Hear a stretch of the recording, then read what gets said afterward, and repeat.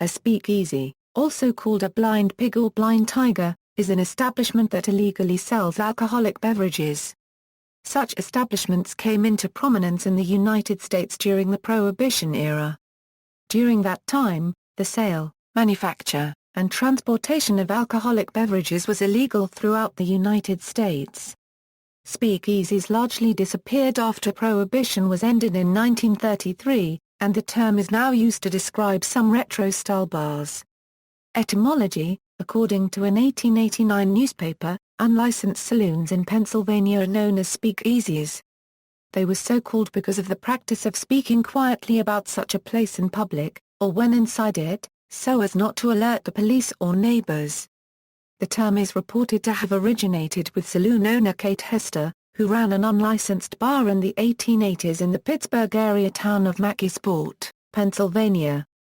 Although the phrase may have first come to prominence in the United States because of raids on unlicensed saloons in the Pittsburgh, Pennsylvania area, the phrase speakeasy shop, denoting a place where unlicensed liquor sales were made, appeared in a British naval memoir written in 1844. The phrase, speak softly shop, meaning a smuggler's house, appeared in a British slang dictionary published in 1823.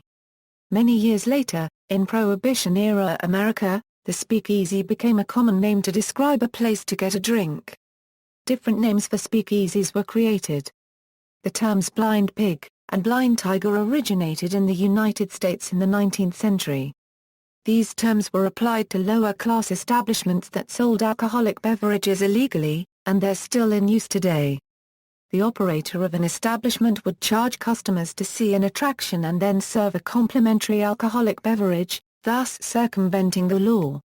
In desperate cases it has to betake itself to the exhibition of Greenland pigs and other curious animals, charging 25 cents for a sight of the pig and throwing in a gin cocktail gratuitously.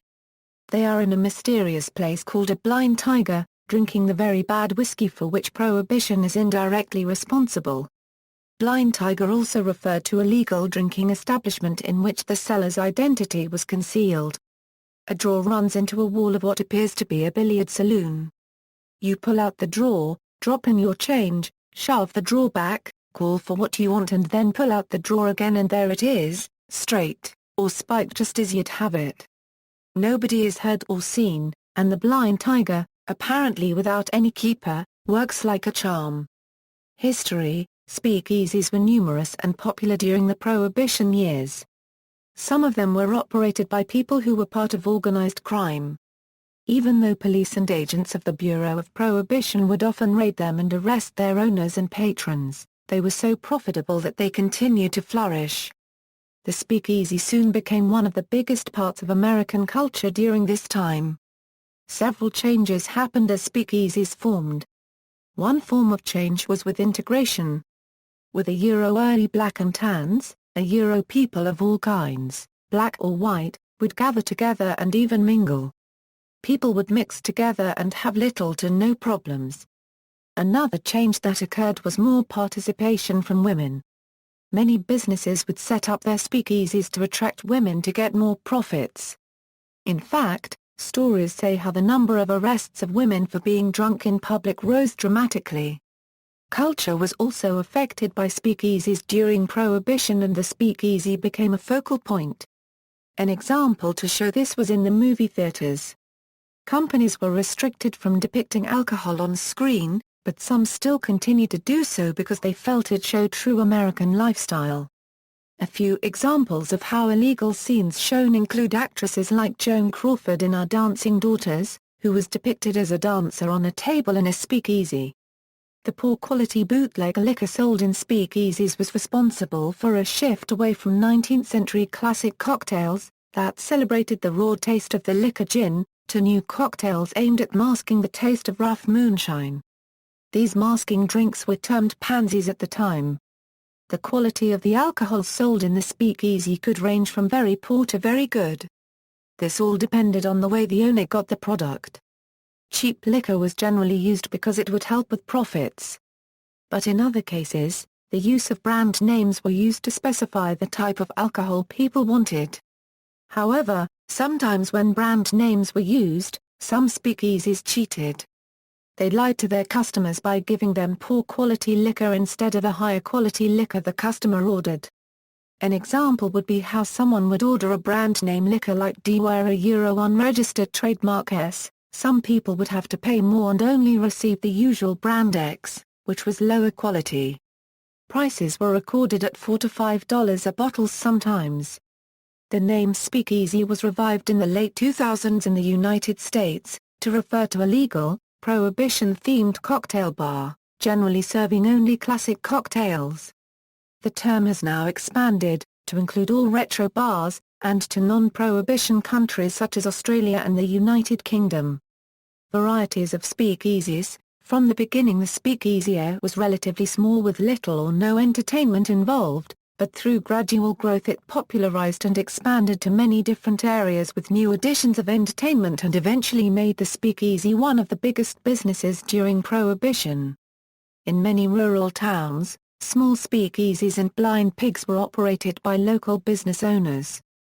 These family secrets were often kept even after Prohibition ended. In 2007 secret underground rooms thought to have been a speakeasy were found by renovators on the grounds of the Cyber Cafe West in Binghamton, New York. Speakeasies didn't a Euro unregistered trademark T need to be big to operate.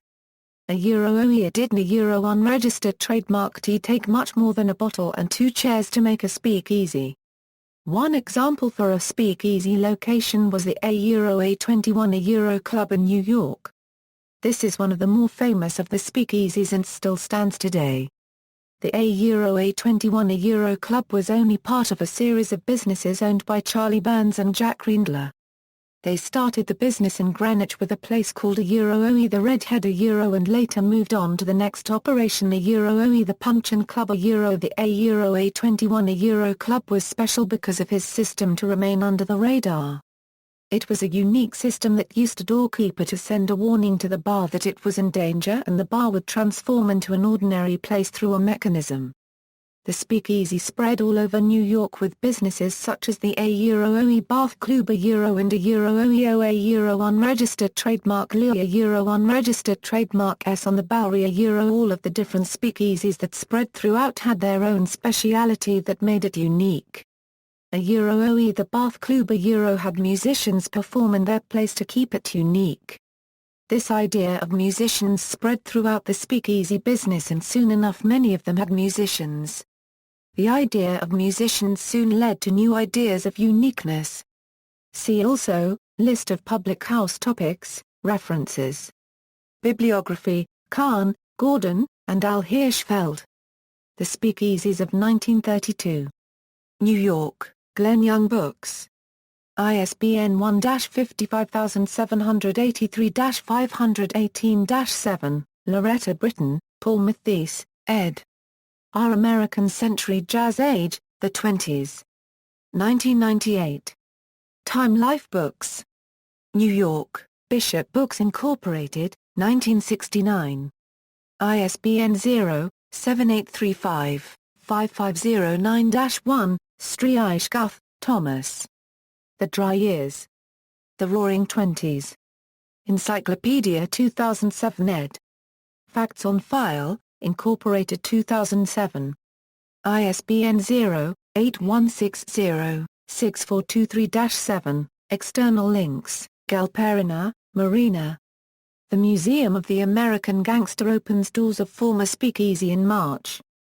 February 19, 2010. Animal New York March 25, 2010.